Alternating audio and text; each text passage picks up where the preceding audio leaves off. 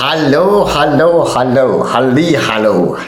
Mein Name ist Ozan Koçbay. Herzlich willkommen als erstes zu meinem YouTube-Channel.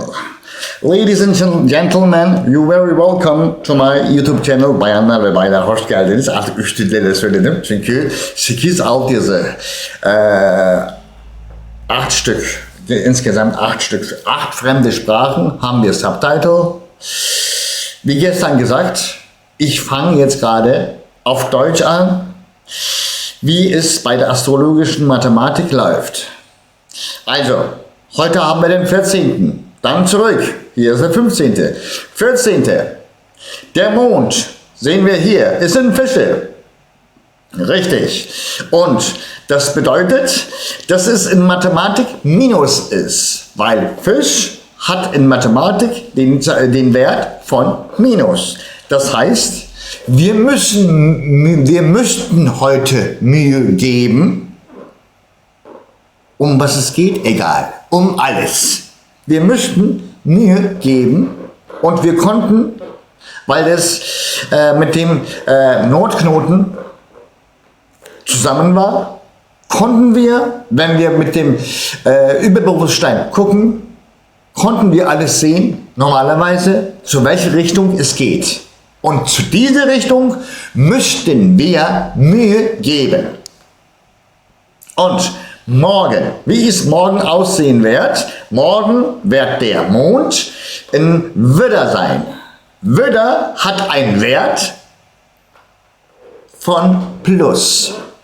Jetzt müssen wir rechnen, welcher Planet einen Minuswert hat, welcher Planet ein Pluswert ist. Als erstes Pluto. Pluto ist im Wassermann.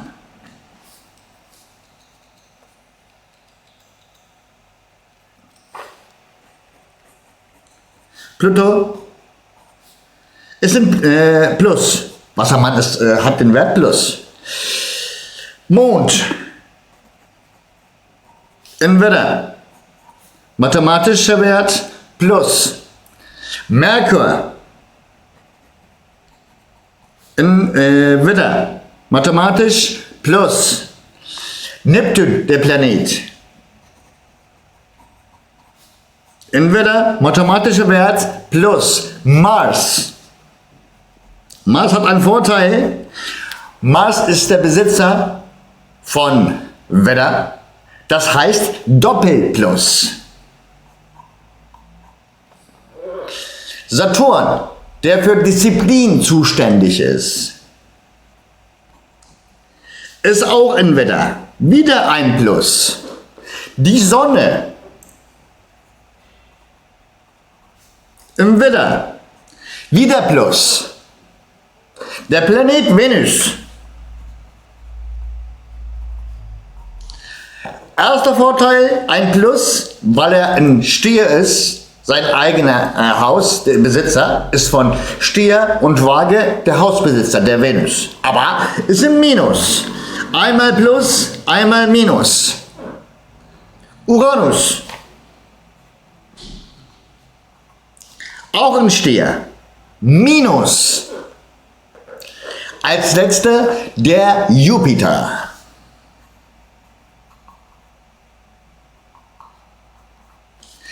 Es war wie zu Hause in Krebs, kann seine eigene Mächte und seinen Charakter ganz gut dort leisten, weil dafür braucht er Imagination. Und in Krebs ist die Imagination sehr stark. Kann es nutzen, aber Krebs ist gleichzeitig als Wert Minus. Also, das heißt jetzt gerade, wenn wir alles zusammenrechnen, 1, 2, 3, 4, 5, 6, 7, 8, 8 plus. Und warum? Pluto plus 1, Mond plus 2, Merkur plus 3, Neptun plus 4, Mars Doppelplus 6, Saturn 7 wieder plus, Sonne 8 plus, Venus einmal plus, einmal minus, macht 0, deswegen können wir das nicht zählen. Uranus minus und Jupiter minus. Das macht 1, 2, 3, 4, 5, 6, 7, 8. 8 plus ein 0, kein Wert. Und 2 minus, das macht plus 6.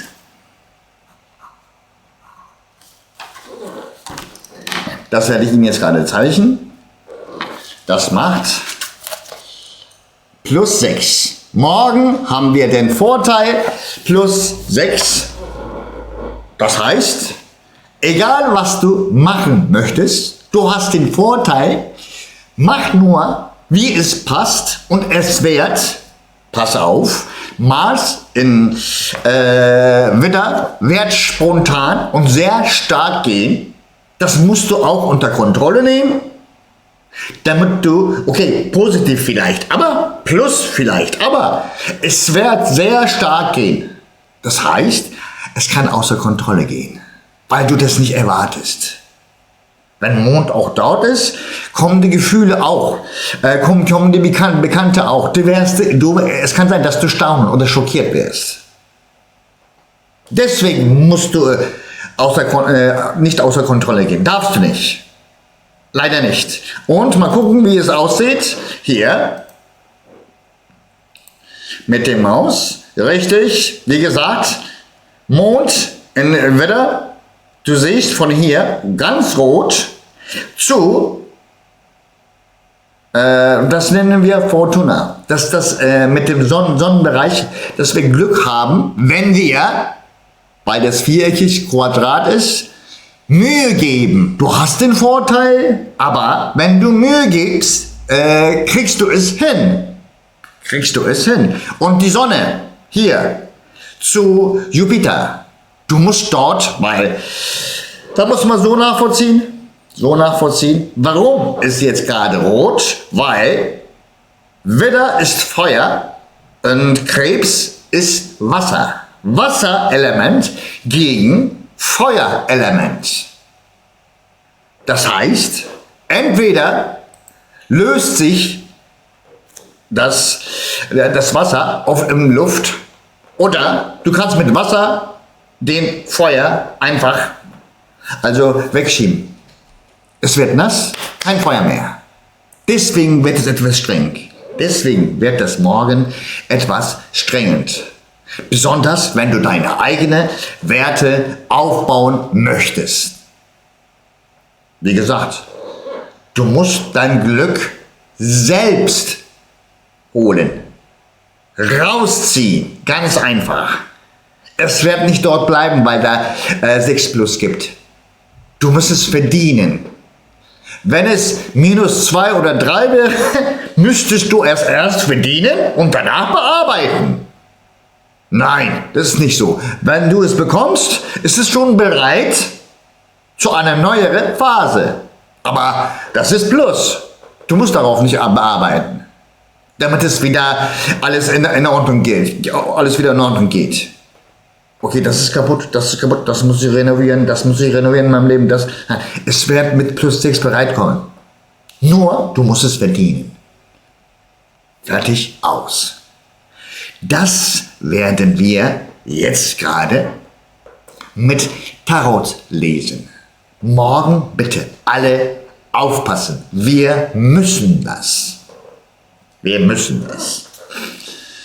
Aber sonst ist alles in Ordnung. Wir müssen das nur aufpassen und die nähere Möglichkeiten, was von Krebs der Jupiter bringt, alles ausnutzen bitte. Tu es, wie es passt. Tu es einfach, wie es passt. Jetzt fängt das an mit dem, bald kommt der Neumond auch vom Widder am 17. Jetzt ist es etwas dunkel, weil der Neumond noch nicht aufgetaucht ist.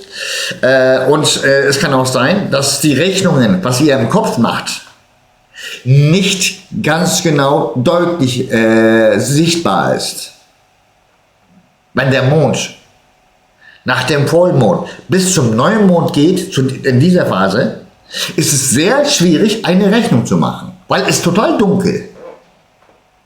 Bis zum 17. wird es noch dunkler. Deswegen bitte die Phase zuerst mal verfolgen. Jetzt kommt es zu Tarot und auf Türkisch auf jeden Fall. Evet, Güneş burcu ve yükselen burcu Koçlar. Ay yarın 1 numaralı evinize giriş yapıyor gördüğünüz gibi. 1 numaralı kart, 2 numaralı kart, 3 numaralı kart. Ne diyormuş? Sayın Koçlar, bir süredir mücadele içindeymişsiniz ve kendinizi kanıtlama peşindeymişsiniz. Değneklerin kraliçesi öğreniyor. Şu anda yavaş yavaş dengeye oturmak üzeresiniz sayın Koç burçları. Yarın ve ertesi gün bu duruş sizin için, bu denge bozulmaması gereken bir denge ve bu dengede her şeyi oturtmak gerekiyor. Yeter ki siz duruşunuzu koruyun. Bu kadar basit, net. Ve son kart ve bunun için de o dengeyi daha da yukarıya çıkarabilmek için de yaratıcılığınızı kullanacaksınız. Mantık ve matematik çerçevesinde. İlişki dahi olsa, çünkü bu kartta o manaya geliyor, ilişki dahi olsa ilk önce mantıklı hareket edeceksin. Çünkü mantıklı hareket etmezsen attığın her adım sona gider. Vereceğin her karar duygusal olur ve mantıksız ve matematik çerçevesinin dışına çıkar. Uzun vadeli olması zaten imkansız. Mümkün değil. O yüzden sayın koçlar yarın buna dikkat etmekte fayda var. Dikkat etmekte fayda var. Dikkat etmek zorundasın. Bitti. Nokta. Gelelim sayın boğa burçlarına. Geçmişle meşguliyetiniz olacak. Bir takım yüzleşmeler olacak. O yüzleşmeleri orada çünkü resmen gezegen şovu var. Bütün gezegenler orada. Orada o şov var. O şovda artık her şeyle A'dan Z'ye yüzleşip ona göre hareket etmek gerekiyor. Aynen. 1 numaralı kart, 2 numaralı kart ve 3 numaralı kart. Ne diyormuş sayın boğalar için? Değerlerinizle meşgulmüşsünüz zaten. Tam gaz devam. Tam gaz devam. Ve tam şu ara o çıtayı, eğer geçmişten bir şeyler gelmeye kalkıyorsa çıtayı belirlemen gerekiyor abi. Şart, mutlak matematik. Yoksa gelecek olan senin çünkü sen boğasın. Az olsun benim olsun mantığındasın. Az olsun benim olsun savunmadasın. O yüzden çıtayı kendinin daha üstüne çıkarman lazım ki gelecek olan ona uysun. Aynen. Gelecek olan ona uysun ve uymuyorsa kılıçların altılısı. Sırra kadem basabilirsin. Uymuyorsa. Aman işte alışkanlıklarım var, işte duygusal bağlarım var, o işim var, huyum var. Yemez. Matematiksel olarak yemez. Yapamazsın. Bitti. Yaparsan sonuçlarına katlanırsın. Sayın ikizler, dış bağlantılar, verdiğini alma evi. Bakalım. Verdiğini alma evi.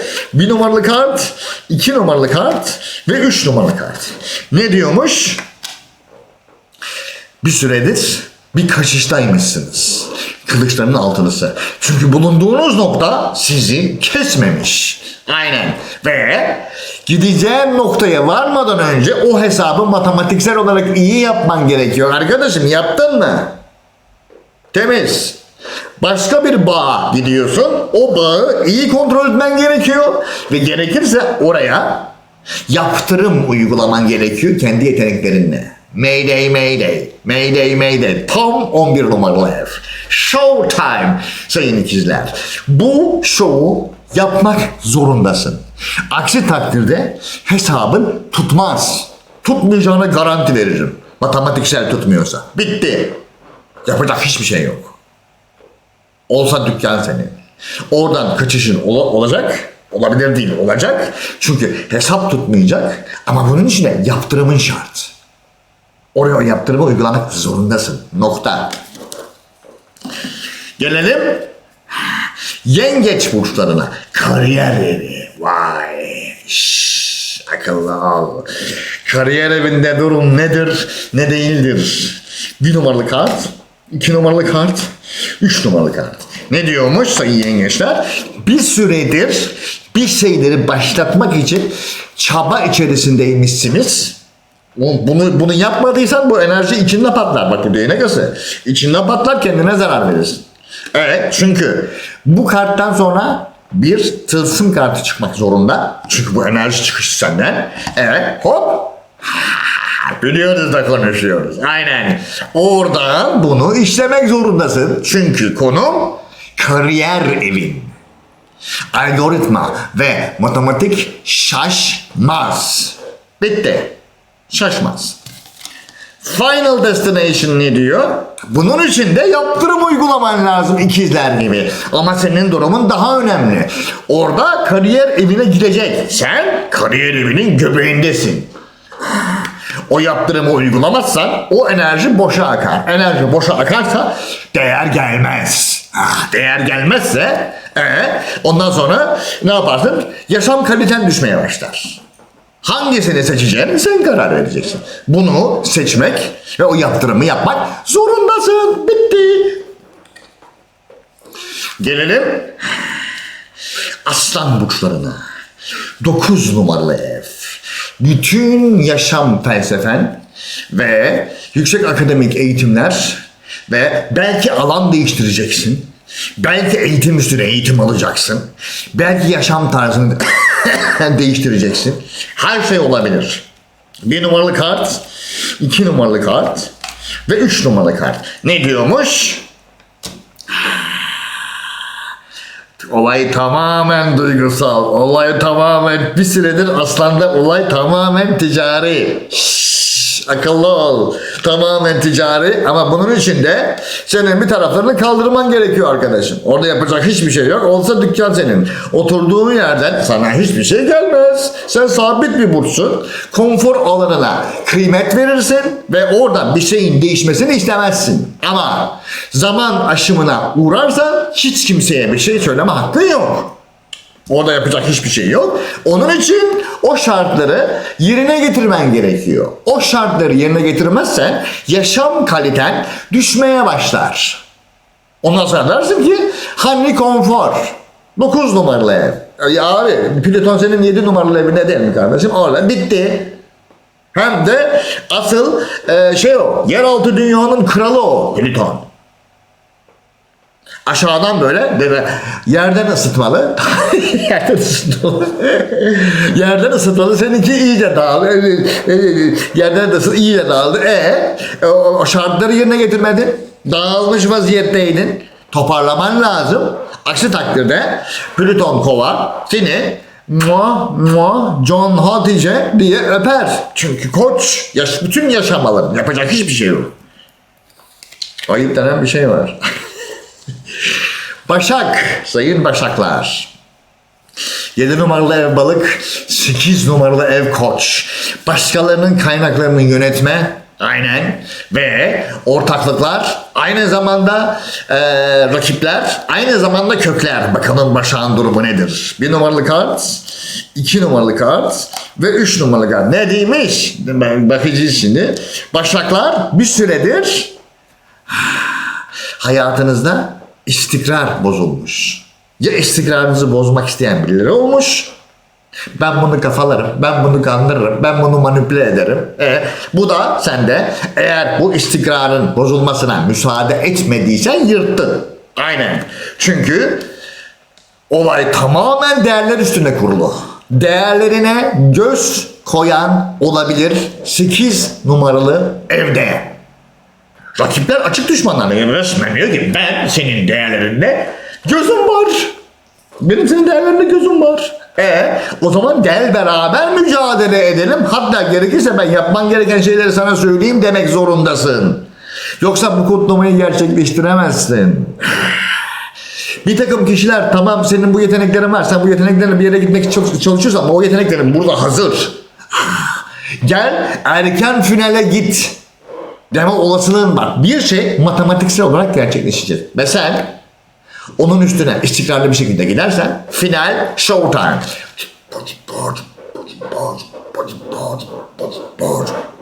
Aynen. Çoğu time bir yerlerden kestirme de gidebilirsin. Eğer kestirme gelmiyorsa matematiksel olarak biri senin değerlerini senden almaya çalışıyor demektir. Senin yapman gereken tek şey istikrarlı olmak zorundasın. Nokta. Gelelim sayın terazi burçlarına. 7 numaralı ev. Mevzu ciddi. Mevzu bayağı sağlam ciddi. Yani bildiğin gibi değil. Aynen. Bildiğin gibi değil. 1 numaralı kart, 2 numaralı kart, 3 numaralı kart sayın teraziler. Siz de bir süredir değerlerinize odaklıymışsınız. O değerlerinizi işleme zamanı şu anda. Tutup çekme zamanı. Çünkü 7 numaralı ev bunu değil. Mevzu tamamen son nokta. Son nokta. O nokta için yaptırım uygulamak zorundasın kendi yeteneklerinle. Bitti. Şimdi yapmazsan bir daha yapma. Bir daha yapsan ne olur, yapmasan ne olur?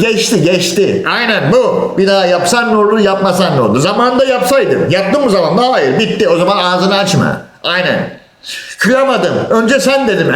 Sen bunu hep diyorsun zaten. Demeyeceksin. Önce ben diyeceksin. Bitti.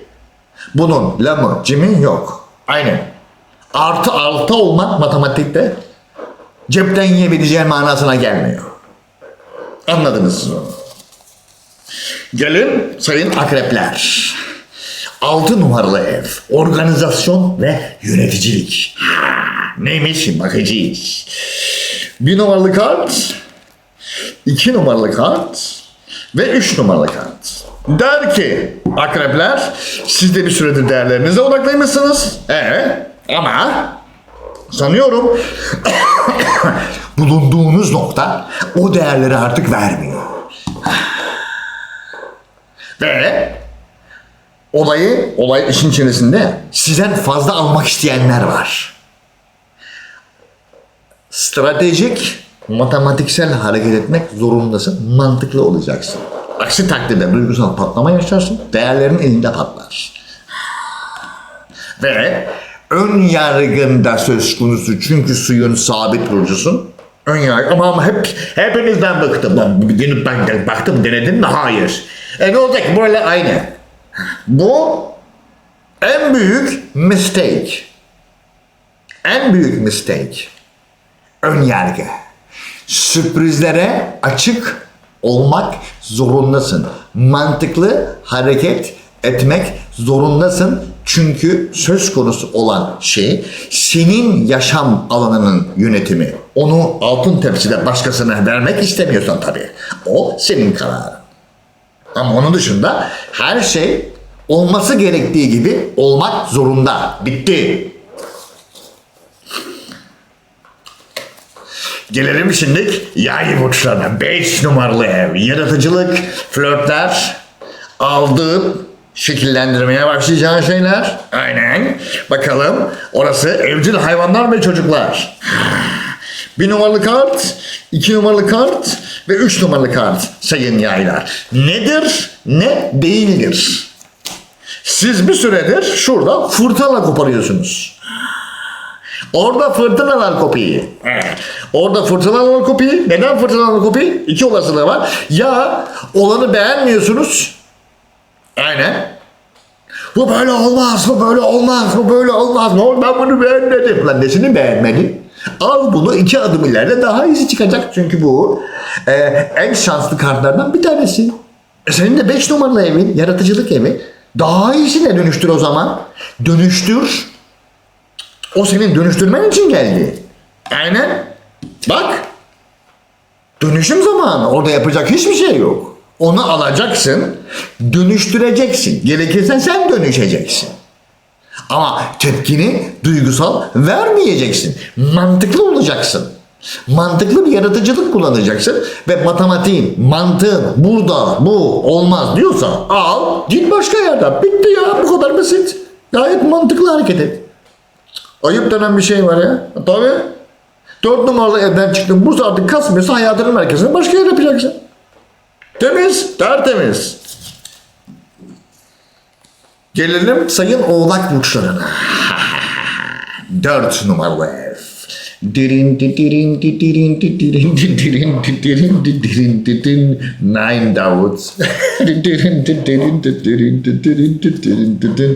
Bir numaralı kart, 2 numaralı kart, 3 numaralı kart sayın var. Pisi pisi pisi pisi pisi.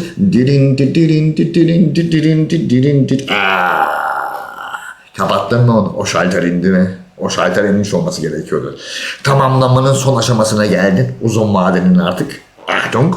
O dönem artık sona erdi. Ermek zorundaydı. 4 numaralı yapıştır. Ver coşkuyu. Biliyoruz da konuşuyoruz oğlum. Aynen, ayıp denen bir şey var. O atışı yaptın mı? Bunu yaptıysan zaten sıvadın. Aynen, onu yaptıysan zaten sıvadın. Gardını alıp da o atışı yapacaksın ama. Gardını alıp mantıklı, matematiksel bir şekilde o atışı yapmak zorundasın. Aksi takdirde orada kalırsın. Kalırsan orayla beraber inersin. Yapacak hiçbir şey yok. Matematik konuşuyor burada, boru değil. Az önce astrolojide anlattık. Belki Almanca anlattık ama anlattık. Onu yapmak zorundasın. O atış olacak. O dönem kapanacak. O bayrağı alıp ilerleyeceksin. Hem de karda. Bu net. Gayet net. Bitti. Şarjlar indi. Gelelim şimdi kova burçlarına. Neresiymiş kova burcu? Bildiğin gibi değil. Yükselen kova. 2 numaralı ev balık. 3 numaralı ev koç. Yani yaşam alanına ilgili düşündüklerini hayata aktarıp bütün yaşam alanına yayman. Bitti. Temiz. Bakalım şimdi sayın kova. Orada nedir ne değildir. 1 numaralı kart, 2 numaralı kart ve 3 numaralı kart. Neymiş sayın kova? Bir süredir hesap kitap içinde görünüyorsun. Kim bana değer katıyor, kim bana katmıyor. Ne yaparsam pozitif olur, ne yaparsam negatif olur. Ne yaparsam gelişirim, ne yaparsam geride kalırım. Azize kartı. Bitti. Şimdi olayları resmiyete büründüreceksin ve gerekirse otoriteni koyacaksın. Otorite demektir. Otoriteni koyacaksın. Ben bu işin böyle yapılmasını istiyorum. Bitti. Uymayan arrivederci. Uymayan net arrivederci. Yapacak hiçbir şey yok. Ve var olanın sana değerli bir şekilde olgunlaşmasını sen de çarpmak için buna uyacaksın. Hesabını ona göre yapacaksın. Ne oldu? Yaşarmasını bekleyeceksin. Orada yapacak hiçbir şey yok. Düşündüklerim ne zaman olur? Biraz sabırlı ol. Göreceksin ki bütün hayatının her tarafında yeşermeye başlayacak. Matematiksel olarak kurduğun algoritma tıkır sonuçlarını getirmeye başlayacak. Sen run deyip de hemen sonuç veren bir şey gördün mü? Hayır. Çalışır run diye ama hemen sonuç vermez. Bitti. Onun bir süre Satürn'le beraber, zamanı yöneten Satürn'le beraber olgunlaşması ve sana dönüşümü getirmesi gerekiyor. 5 numaralı ev, run'a bastığın ev, 11 numaralı ev, o algoritmanın run tuşuna basıp çalıştıktan sonra sana dışarıdan getirdikleri. Bitti. O aradaki, hatta şuradan göstereyim. 5 numaralı ev. Run tuşuna bastın. Tık. Bak run tuşu burada. Ortada. Bastın. Bu buradan çıktı. Algoritma dönüyor. Ama döndürelim. Dönüyor algoritma. Buradan çıktı. 6'ya geçti. 7'ye geçti. 8'e geçti. 9'a geçti. 10'a geçti. 11'de geri dönüyor sana. Olmadan olmaz. Ve her bir ev 30 derece nokta. Kaç derece? Matematiksel olarak kaç derece vermiş toplamda? Buradan çıktı. 30, 60, 90, 120. 120 artı 30, 150. 150 artı 30, 180 derecede sana geri gelecek. 6 hafta. Bitti. 6 hafta içerisinde gidip geri dönmüş olması gerekiyor. Nokta. Bitti. Gelmiyorsa sıkıntı vardır. Yani bir yanlışlık olmuştur. Ya sen ya da kardeşim bir yanlışlık yapmışsınızdır. Algoritma çalışıyorsa zaten sende matematiksel olarak bir sıkıntı olmaz. Gelelim şimdi balık burçlarına. Yükselen balık, 2 numaralı ev, Koç, değerler evi. Zurnanın zırt dediği yer. 1 numaralı kart, 2 numaralı kart ve 3 numaralı kart. Ne diyormuş? Bir süre önceki yakaladığınız fırsatları iyi değerlendirdiniz mi sayın balıklar? Ben hatırlıyorum ya yine o fırsatın geldiği yerleri. Ne yaptınız onları? Onu alıp çıtayı yükselttiniz mi? Yükseltme deseniz işimiz var çünkü. Aynen. Yükseltme deseniz işimiz var. Şu anda onu alıp yaşam alanında değerlendireceksin. Ama balıksın. Ben bunu söylemek zorundayım. Orada yapacak hiçbir şey yok. Ben bunu söylemek zorundayım. Balıksın. Rehavete kapılma olasılığın çok yüksek. Bunu ben herkese yüzüne söylerim. Sende bu var. Onu düzeltti. Bitti. Aynen benim şeylerim başa. Senin bu var. Ay burcunda kova. Şu var. Bitti. Düzelt onu. Düzeltmezsen olmaz. Beklediğin şeyi rüyanda görürsün. O zaman bir de seraptır de. Aynen. O çıtayı yükselt ve bir taraflarını kaldır. Aynen. Aksi takdirde bunu gelir başkası alır senden. Evren boşluk doldurmasını matematiksel olarak bilir ve o boşluğu doldurmak zorundadır. Onu ben aldım mı size bende kaldı. Evren matematiğinde böyle bir şey yok. Sen alıp değerlendirmediysen senin elinde sıfırlanır. Sıfırlanmak zorundadır. İşlemek zorundasın. Nokta. Onun bu şeyini o sistemi döndürmüyorsan kayıp, lost yani false algoritma olarak. Bitti. Arkadaşlar benlik bu kadar. Ben Ozan Kurtbay. Daha sonraki videolarla görüşmek üzere. Herkese arrivederci. Eyvallah.